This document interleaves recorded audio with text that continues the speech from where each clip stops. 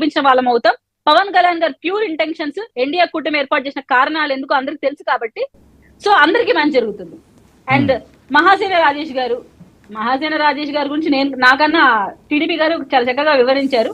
పొత్తు ధర్మాన్ని పాటించి ప్రతి ఒక్కరం ఎన్ని ఇబ్బందులున్నా, ఎన్ని అవమానాలున్నా, ఏమున్నా ఒకవేళ త్యాగాలు చేయాల్సి వచ్చినా అందరం చేసి ముందుకు సాగాలి. ఎందుకంటే వైసీపీ విముక్త ఆంధ్రప్రదేశ్ ని ఏర్పాటు చేస్తాం, వైసీపీ వ్యతిరేక ఓటు చెల్లనివ్వం. ఇది మన మెయిన్ అజెండా. కాబట్టి అందులో భాగంగా మీరు ఆ పార్టీలో ఉన్నప్పుడు ఖచ్చితంగా ప్రోటోకాల్ అనేది మీకు ఉంటుంది. కాబట్టి మీరు పార్టీ కన్సిడర్ చేసిన వ్యక్తి కాబట్టి దయచేసి దానికి అతిక్రమించి మీరు మాట్లాడితే చర్యలు టీడీపీ నుంచి తీసుకుంటారు. సో అంతకుమించి నేను మాట్లాడిన సబ్జెక్ట్ అయితే కాదు సార్. సో టీడీపీ నుంచి చర్యలు అయితే ఖచ్చితంగా ఉంటాయనా మీ అభిప్రాయం? రాజేష్ మీద తీసుకోవాలని డిమాండా? నో సార్, అది వాళ్ళ ఇష్టం. వాళ్ళు తీసుకుంటారు లేదా అనేది పొత్తు ధర్మాన్ని పాటిస్తూ ఖచ్చితంగా కార్యక్రమాలు జరగాలి. ఆయన వ్యతిరేకంగా జనసేన ఓటు వేయొద్దని చెప్పడం ఆయన తప్పు.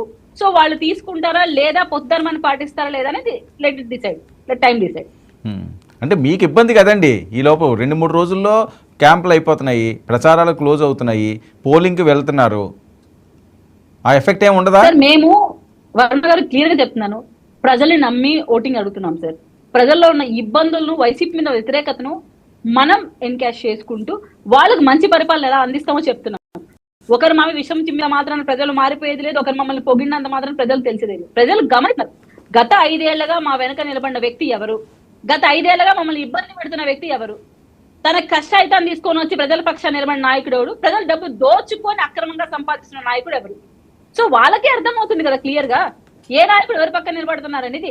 స్వార్థ ప్రయోజనాల కోసం ఎవరైనా వచ్చి లాస్ట్ మినిట్ లో వాళ్ళు మాట్లాడినా కూడా, ఏదైతే అంబటి గారి అల్లుడు వచ్చి మాట్లాడారో, ఏదైతే ముద్రగడ గారి కూతురు వచ్చి మాట్లాడారో, సో అలాగే తిప్పి కొడతారు కుటుంబ సభ్యులే. మనం వెయిట్ చేసి చూడాలంతే. అంటే చిరంజీవి గారు చేసిన వ్యాఖ్యల మీద కూడా ముద్రగడ గారు వీళ్ళందరూ కూడా మాట్లాడే పరిస్థితి. నేను రీసెంట్ గా పిఠాపురం ఆస్పిరెంట్ మన గీతక్క గారు కూడా మాట్లాడటం విన్నాను. చిరంజీవి గారు సపోర్ట్ చెయ్యరు, నాకే సపోర్ట్ చేస్తారన్న. మరి